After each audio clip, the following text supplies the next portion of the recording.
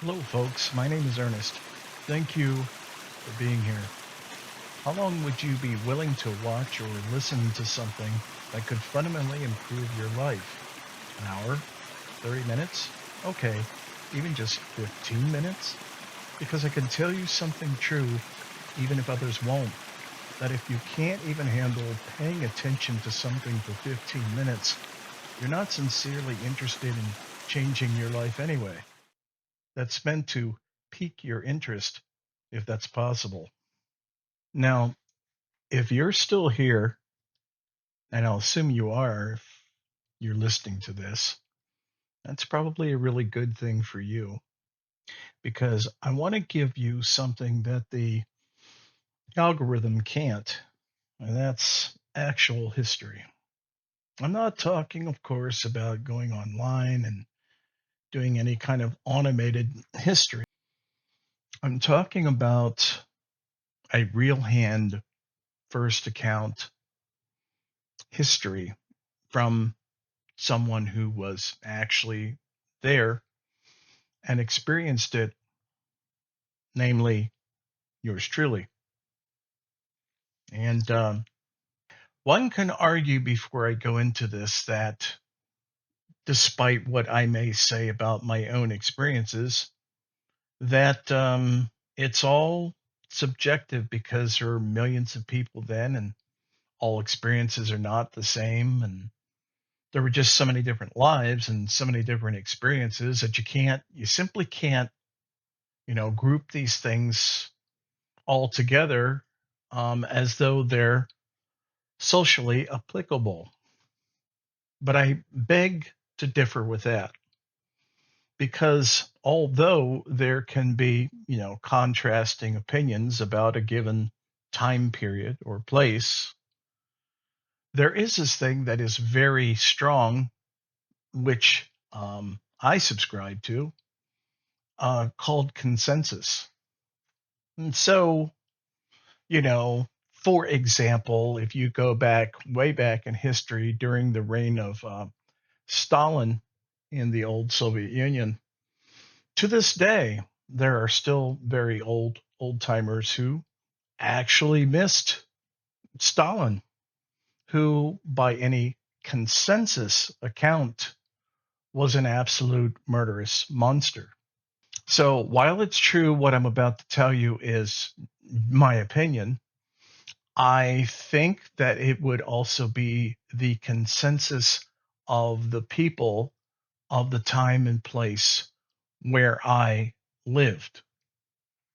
So, bearing that in mind, what I'm trying to say first and foremost is that consensus I believe to be a much more accurate barometer of such things than just random opinion. Okay? Okay. So, what I want to tell you about is me and how I grew up in an age of the last remaining relative security. And I realize for any of you young people out there, what I'm going to tell you, it just may sound completely unbelievable, but that was the case. Everything I'm telling you is true. And there's a reason I'm telling you this, and I'll get to that if you can hang around long enough to hear me out. The big point of this era which would have been the mid 70s until the early 80s, because that was the actual end of that life. It was still going pretty solidly in 1973. 76, things really started turning downward. And by the time we hit 1980, the government was literally driven underground by unbridled corporate fascism. That's when it really began to take hold. In other words, it's a long-winded way of everything really unabashedly started turning to shit, socially speaking. And specifically, what I'm talking about is job security. I am not here at all under any pretense of, oh, this is a good old days thing. It's not that. I'm not looking at this with rose colored glasses. I'm simply telling you what was. And what I'm telling you what was we still grew up. This is in the city. I didn't live in the suburbs. I didn't grow up in the suburbs. I grew up in the city, a hard city. But still, our neighborhood was clean. And we had mainly two-parent households. And I'm not saying they were perfect. Again, this isn't 1950s America. This is 1970s America. But still, two parents, one job. My old man, he worked in a steel mill. And he had a union job. And at the time, we were definitely, because we weren't that foolish with our money, what you'd call, I don't know, low end middle class, which today, by today's standards, we were doing quite well by comparison. You figure on one income, one guy's with, he wasn't a techno dick. He was a steel worker, worked in a steel mill. And yet still that bought us a home, and we had a car, and we never, growing up, never had a credit card. It was like a foreign concept. That wasn't until much later. So we paid everything in cash, maybe writing a check occasionally. That was it. And here's the thing. It wasn't just me. It was everyone I knew. And by extension, most of the people in that city, anywhere that I went, and I went around a lot, a whole lot, know the city like the back of my hand. And except there were people who were, trash, but that was mainly because they chose to be trash, because it wasn't this nightmare of finding a job. Jobs were plentiful. I mean, actual, real jobs that paid decently. No, I say most, I'm not saying all, but most of the time, I don't know, 80, 90% of the time, if people were poor and destitute, it's because they were of low character. That's a pleasant fucking way of saying they were just trash. And there's always been trashy people throughout human history. So it is what it is. We avoided those people. Our friends are, so we avoided those people because we weren't trash. So this is not to be confused with people that were down on their luck. Yeah, you had some people that occasionally had a bad break, and we helped each other, and you would help them, and they would quickly get back on their feet. And, there was some kind of, helping us. There was a give and take. I remember very few people being on welfare, and actually, and I know this, as bizarre as this may sound, we're actually ashamed of being on welfare, of getting food stamps. And they would, some of them would actually disguise themselves going into or coming out of a welfare office. That's no joke. I'm not kidding. Because there was a unspoken language. There was an understanding that, if you would not or could not pull your own weight, there was something really wrong with your character. And people cared about their character. They really did. They cared about it in their appearance, how they dressed, everything. They really did. Obviously, that's That's not the world we live in now. But what I'm trying to say was this: the general feeling of everyone, regardless of whatever's going on in your life, but people were much more relaxed and friendly. This was in the city and would help you if you need your car broke down or you had a flat tire or whatever. People walk by and say, "Hey, can I help you with this?" I was taught to be that way myself because it's character. You can't buy character. It has to be instilled and you have to develop it. Now, I'm not claiming by any means to be a paragon of virtue. I'm simply saying that's the way things were and that's the way I was. And for the most part, I still try to be. But you see, part of the unspoken contract was this: that if you were a working person, I'm not talking about a university educated person. I'm not talking about that area of life. I'm just talking about regular working Joe. And if the company took care of you, their responsibility was to take care of you. You took care of them. Again, it was symbiosis in action. That's what it was. I remember year after year after year after year of my old man always got my old man always got a holiday turkey or a holiday ham. Every worker got one. And this was in an era that you could still, a lot of these guys, you could count on retiring from the company, meaning you would get a pension. And with that, some medical care. In other words, the company cared enough about you and all those guys who worked there for any length of time. I'm not talking about the bums.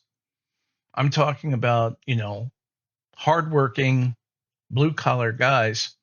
They were fiercely protective about the company. They're not worried about their job because they had job security.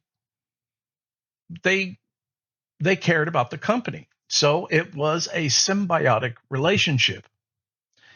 Well, unfortunately, that ended. Oh Christ, let's see, 1980, that's 44. Yeah, we're talking about around 40 to 45 years ago. Now, no one, everything from IT people to you name it, whomever it is, there's no security. There's no security, you see. You're expendable. You're a light bulb. If you burn out, the hell with you. We'll get another one. If you get too old or too slow, the hell with you. We get another one. Or if they're just downsizing, there is nothing there to protect you. And the big, huge part of this, what made those protections manifest was that they were union jobs. And so what happened is you were convinced over all of these eons of years of propaganda and fiercely trying to destroy the unions at all costs, which they did. By and large, they succeeded. The unions, any unions that do exist, are a joke. They're a shadow of their former selves. And so, socially, over time, you allowed yourself to be painted into a proverbial corner where you have no options and you have no choice. Then the terror sets in of no security. And that's where people are today. That's where they're at. Everyone, to one extent or another, is always anxious, always worried, because, yeah, you may have a good job today. It can be gone tomorrow, wiped. And when you put people in that kind of mental state, and it goes across the entire society of people in that state, um, people are nuts. They're nuts because they always live in fear. So you can't do anything really that you want to do when you're always in fear. Like, for instance, this whole debacle with the government shut down.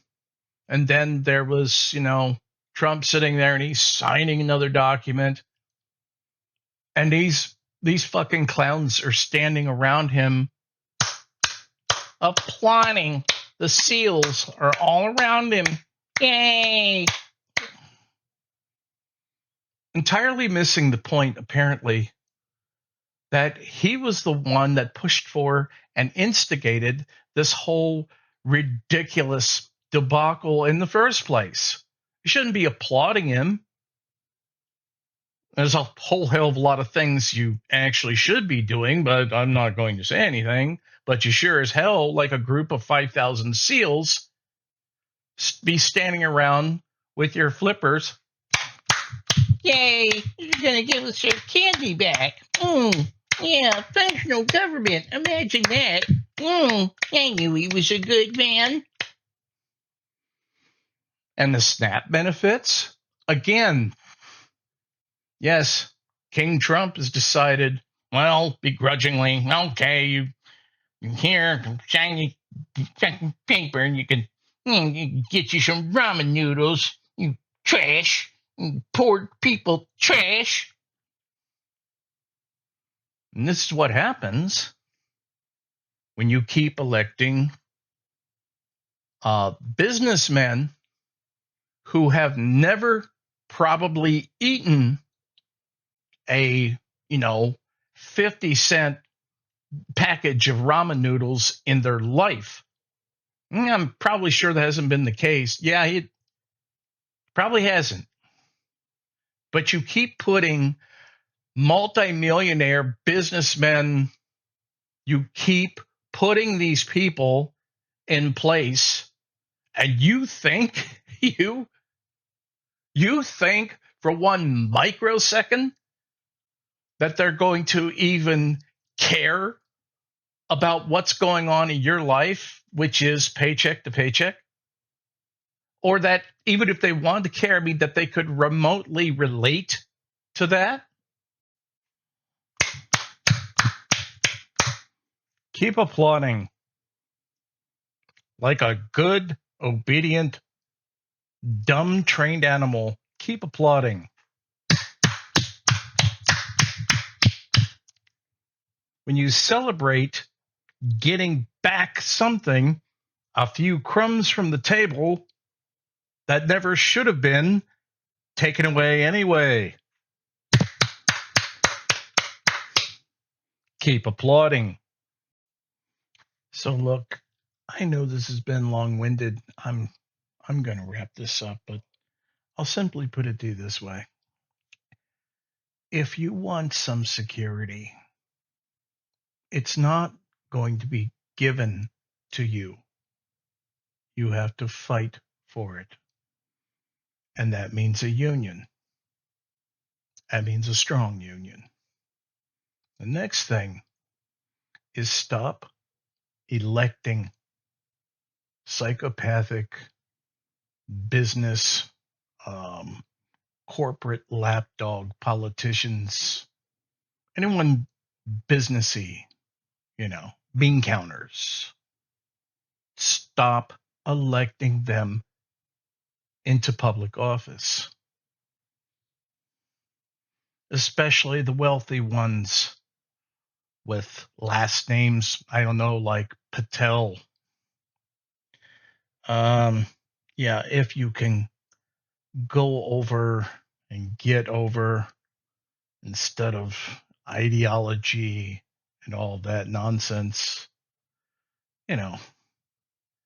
shit, I'd rather have Jake the chicken farmer as president. I didn't say Jake, the corporate chicken farmer either. I just Jake. There's a guy named Jake, and he's got some fucking chickens. I'd rather see him as president because something tells me that a guy like Jake could much easier relate to you or me. So until next time, this is Ernest, and it's all I've got for today.